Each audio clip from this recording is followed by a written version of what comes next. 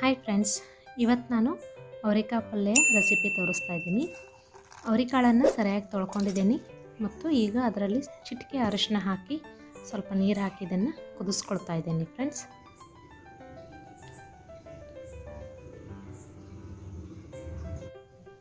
ಇದಕ್ಕೆ ನಾನು ಬೆಳ್ಳುಳ್ಳಿ ಮತ್ತು ಅಚ್ಚ ಖಾರದ ಪುಡಿಯನ್ನು ಮಿಕ್ಸಿ ಜಾರ್ನಲ್ಲಿ ಹಾಕ್ಕೊಂಡು ಸ್ವಲ್ಪ ಪೇಸ್ಟ್ ಮಾಡ್ಕೊಳ್ತಾ ಇದ್ದೀನಿ.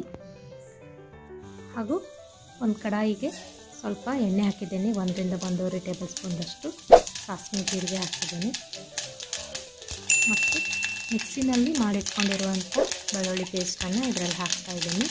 ನಾನು ಇದರಲ್ಲಿ ಈರುಳ್ಳಿ ಹಾಕ್ತಾ ಇಲ್ಲ ಫ್ರೆಂಡ್ಸ್, ನೀವು ಬೇಕಾದರೆ ಈರುಳ್ಳಿ ಹಾಕ್ಕೊಂಡು ಒಗ್ಗರಣೆ ಕೊಟ್ಕೊಳ್ಬೋದು. ಸರಿಯಾಗಿ ಕಲಿಸ್ಬೇಕು.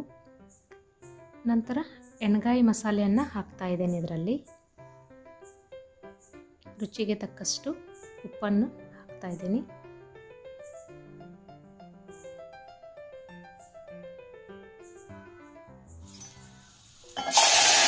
ಈಗ ಅವರೆಕಾಳನ್ನು ಹಾಕಿ ಸರಿಯಾಗಿ ಕಲಿಸ್ಕೊಳ್ಬೇಕು.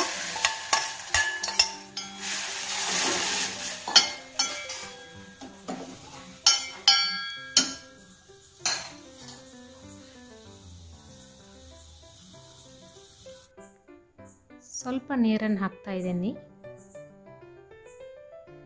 1 ಟೇಬಲ್ ಸ್ಪೂನ್ದಷ್ಟು ಸಕ್ಕರೆಯನ್ನು ಹಾಕ್ತಾ ಇದ್ದೀನಿ ಫ್ರೆಂಡ್ಸ್.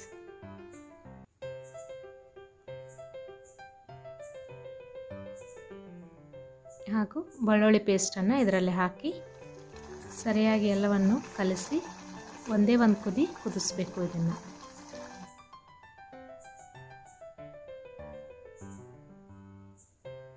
ಈಗ ಅವರೆಕಾಳು ಪಲ್ಯ ರೆಡಿಯಾಗಿದೆ.